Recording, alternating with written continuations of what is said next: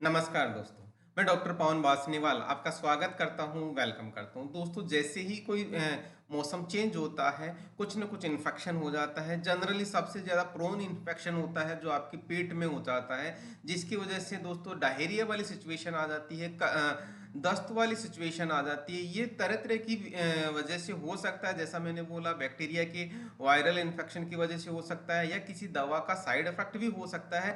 जो जनरली आप कोई दवा ले रहे हैं जिसकी वजह से आपको डायरिया हो जाता है। ऐसी सिचुएशन में इस दस्त का जनरली क्या इलाज दिया जाता है। बेसिकली देखने वाली बात यह है कि यदि बैक्टीरिया की वजह से या किसी माइक्रो ऑर्गेनिज्म की वजह से ये दस्त हो रहा है तो एंटीबैक्टीरियल दवा दी जाती है, साथ में दस्त रोकने वाली दवा भी दी जाती है, और जनरली रिकमेंड किया जाता है कि नमक और चीनी का घोल पिलाते रहें, या नींबू पानी पिलाएं, या ओआरएस पिलाएं। तो इन्हीं सभी के बारे में मैं आज बात डिस्कस करने वाला हूँ। बेसिकली एंटीबैक्टीरियल जनरली कौन सी दवा दी जाती है? एजिथ्रोमाइसिन एक एंटीबायोटिक होती है, वो दवा दी जाती है बैक्टीरिया को किल करने के लिए। उसी तरह से सिप्रोफ्लोक्सासिन भी जनरली यूज की जाती है।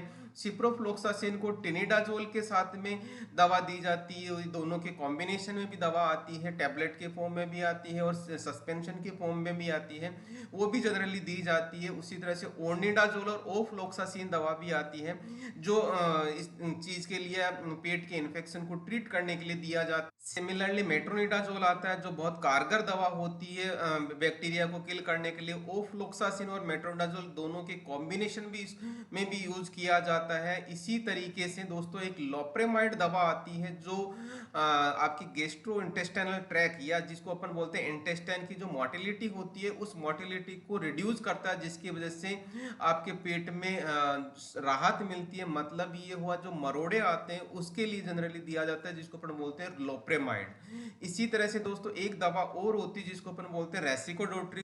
रेसिकोडोट्रिल के बारे में आज संपूर्ण डिस्कस करेंगे, पूरी जानकारी दूंगा मैं, जैसे कि कैसे काम करती है, इसको कब दिया जाता है, इसके कौन से साइड इफेक्ट्स होते हैं, कौन सी ब्रांड्स आती है इसकी, आपको कौन सी बातों का ध्यान रखना चाहिए, इसको लेने का तरीका क्या होता है, मन में और कौन कौन से कंफ्यूजन हो सकते हैं जिसकी वजह से आपको प्रॉब्लम हो सकती है यदि आपको पूरी जानकारी नहीं होगी तो ध्यान रखने वाली बात यह है कि ये जो मैंने अभी दवाइयाँ बताई है, यदि आपको पूरी दवाइयों के बारे में नॉलेज नहीं है, डिस्क्रिप्शन बॉक्स में लिंक दिया हुआ है, और वो लिंक आप जाके वहाँ पे इन सभी दवाओं के बारे में आप जानकारी ले सकते हैं, जो आपको बेहतर तरीके से मैं आपको समझाऊंगा। तो सबसे पहले बात करेंगे यहाँ पे ये कैसे काम करती है कि अपन डिस्कस करते हैं। तो आपको देखने वाली बात यह है कि इंटेस्टाइन में आपके पेरिस्टाल्टिक मूवमेंट होता रहता है। यदि पेरिस्टाल्टिक मूवमेंट या मरोड़े ज्यादा आते हैं तो इसके लिए जनरली लोप्रेमाइड दिया जाता है। लेकिन यहाँ पे सबसे बड़ी चीज ये है देखने वाली कि आपके इंटेस्टाइन में बहुत तरह का सिक्रेशन होता रहता है, जिसमें एंजाइम्स हो सकते हैं, तरह का जूस हो सकता है, जिसमें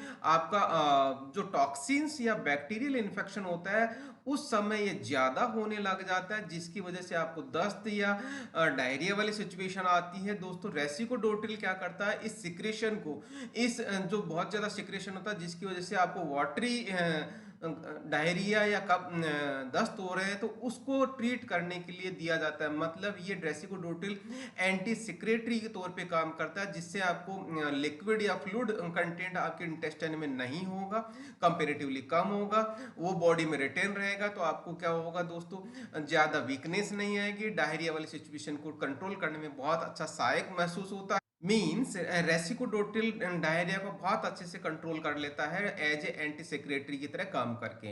अब अपन बात करते हैं इसको कब दिया जाता है, इसको कब रिकमेंड किया जाता है। दोस्तों यदि पेशेंट को फ्लूइड और या डाइटरी मेजरमेंट से उसको डायरिया ठीक नहीं किया जा सकता, तब इस दवा को दिया जाता है डायरिया को कंट्रोल करने के लिए। और अब बात करेंगे इसके साइड इफेक्ट कौन कौन से हैं। दोस्तों साइड इफेक्ट इसके नोजिया वोमिटिंग वाली शिकायत हो सकती है किसी पेशेंट को, डिजीनेस वाली शिकायत हो सकती है, मतलब थोड़ा वो सिर चकरा सकता है या चक्कर जैसा अनुभव हो सकता है, हेडेक का अनुभव हो सकता है। लेकिन दोस्तों यहाँ पे देखने वाली बात ये कि जो साइड इफेक्ट्स है बहुत नॉर्मल है, कोई बहुत ज्यादा सीरियस नहीं होते, बिल्कुल वेल टॉलरेट होते हैं। बात नहीं, यदि कोई साइड इफेक्ट आपको ज्यादा लगता है तो इमीडिएटली अपने डॉक्टर से कंसल्ट करें। अब बात करते हैं जो मेन जो ब्रांड्स आती है, आपकी ब्रांड्स कौन कौन सी मार्केट में मिलती है, लीडिंग मेडिकल स्टोर पे कौन कौन सी मिलती है। जैसे कि डॉक्टर रेडी की रेडोटिल आता है, टोरेंट का जेडोट आता है, हेट्रो का इनफ के नाम से आता है, मेनकाइंड का रेसिजेल सेशे आता है, मैक्लियोड का रेसिडोट आता है, फोर्ड का लीड डॉट के नाम से आता है। अब बात करेंगे दोस्तों, इसको लेते समय आपको कौन सी सावधानियां रखनी चाहिए। तो जनरली आपको इस रेसिकोडोट्रिल को ओआरएस के साथ दिया जाता है। यदि ओआरएस को आपके साथ में आप लेंगे तो इसका इफेक्ट बहुत अच्छा रहता है, इसका मतलब बहुत अच्छे से ट्रीट करता है। यदि आपको स्टूल में पस या ब्लड आता है तो इस दवा को जनरली नहीं दिया जाता। यदि आपको डायरिया के साथ में फीवर भी है तो इस दवा को जनरली रिकमेंड नहीं किया जाता है। सिमिलरली यदि आपको बहुत ज़्यादा वोमिटिंग है तो तब भी इस दवा को रेसिकोडोट्रिल को रिकमेंड नहीं किया जाता। तो ध्यान देने वाली बात यह है। सिमिलरली यहाँ पे इस दवा को जनरली 7 दिन से ज़्यादा रिकमेंड नहीं किया जाता। तो इन सभी बातों को आपको ध्यान रखना होगा, अपने डॉक्टर से कंसल्ट करके ही दवा को लें। यदि आपको किडनी और लीवर से समस्या है तो तब भी इस दवा को प्रीफर्ड नहीं किया जाता, इस दवा को नहीं दिया। जनरली ये देखा जाता है कि जो डायरिया के लिए या कब्ज के लिए जो दवा दी जाती है वो कब्ज करता है, लेकिन सबसे अच्छी बात यह है कि ये रेसिकोडोट्रिल कब्ज नहीं करता। ये आपका मन का कंफ्यूजन हो सकता है। इसके अलावा मन के कंफ्यूजन और कौन से हो सकते हैं समझिएगा। क्या इस दवा को बच्चों को दे सकते हैं? कि जी हाँ, ये लगभग 13 साल तक के बच्चों को दे सकते हैं। जनरली ये बच्चों को ही दी जाती है और ये बच्चों को जो डायरिया होता है बहुत अच्छे से कंट्रोल करता है। सिमिलरली दूसरा एक सवाल आता है कि फिर ये बड़ों को दिया जा सकता है क्या? जी हाँ, दे सकते हैं, लेकिन इसमें सबसे अच्छी बात ये है ध्यान देने वाली कि इसको दिन में 3 बार दिया जाता है और 100 mg ईच टाइम दिया जाता है। तो यदि आप इस तरह से ले सकते तभी आपका डायरिया कंट्रोल होगा, नहीं तो ये प्रॉपर डोज में नहीं जाएगा तो ये डायरिया कंट्रोल नहीं होता। तो आपको डॉक्टर से कंसल्ट करके दवा लेते रहना चाहिए दोस्तों। अपने डायरिया को इमीडिएटली कंट्रोल करें, नहीं तो ये डायरिया बहुत ज़्यादा सीवियर हो जाता है। दोस्तों, ये जानकारी कैसी लगी कमेंट सेक्शन में कमेंट करके जरूर बताएं। इसी के साथ मैं आपको बहुत बहुत धन्यवाद देता हूँ। Thank you.